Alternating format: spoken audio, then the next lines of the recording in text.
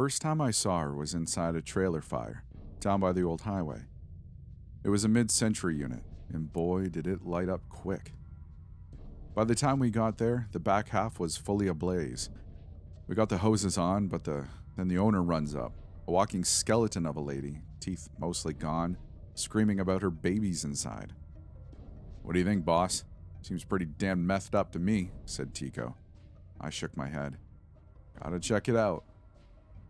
The front door was a total no-go, but I was able to enter through a sliding glass door around back that had already shattered by the time I reached it. I listened for children crying, but didn't hear a thing over the roar of the fire. Down a narrow hallway choked with smoke, I entered a back bedroom. I saw the cats first. Whatever color they'd once been, they were black and gray now, the life well out of them. Then I saw her.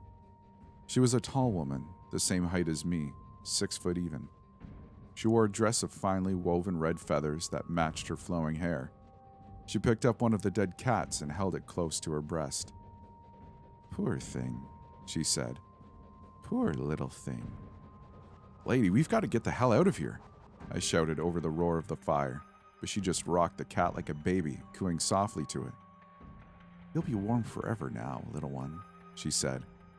The heat was even more furious by then, the cat practically turning to ashes in her arms, but the woman only smiled, ignoring the fire around her. "No!" I shouted. But she turned her back to me, walking deeper into the fire. Then the roof around her started to come down, forcing me to back away. I didn't tell Tico, or any of the other guys at the station, about what I'd seen. I'm sure I would have sounded crazy. Who knows, maybe I'd gotten a whiff of the wrong smoke when I walked inside the trailer.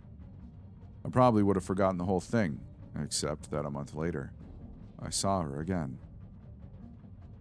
This time, we were over on the north side of town, a 5-story job, all lit up. And this time it wasn't cats. Apparently a dad had come home to find the whole place lit up and went running in to get his wife and kids. None of them had come out. This time, Tico and I went in together. We found the dad in the stairwell halfway between the 2nd and 3rd stories, passed out from the smoke but still alive. Tico slung him over one shoulder and trucked him out of there, promising to come back as soon as he could. I had to push through the door of the apartment. When I did, a hot rush of air practically knocked me off my feet. I had to crawl in as I watched the ceiling burn above me. The lady sat on a burning bed, the blacked body of a small boy in her lap. She stroked his charred hair, which snapped cleanly into her long fingers. "Naughty boy," she said. "You tried to run, but I forgive you." She looked up at me, the fire reflecting big and red in her eyes. "Now you," she said, smiling. "You ran in to visit me. My kind of man."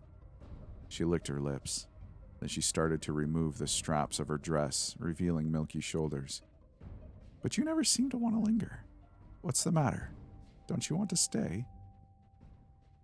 For a second, I had the crazy urge to walk toward her, to start taking off my mask and gear. But then I heard a cough. Over in the corner, under the lifeless body of his mother, was a second boy, this one alive.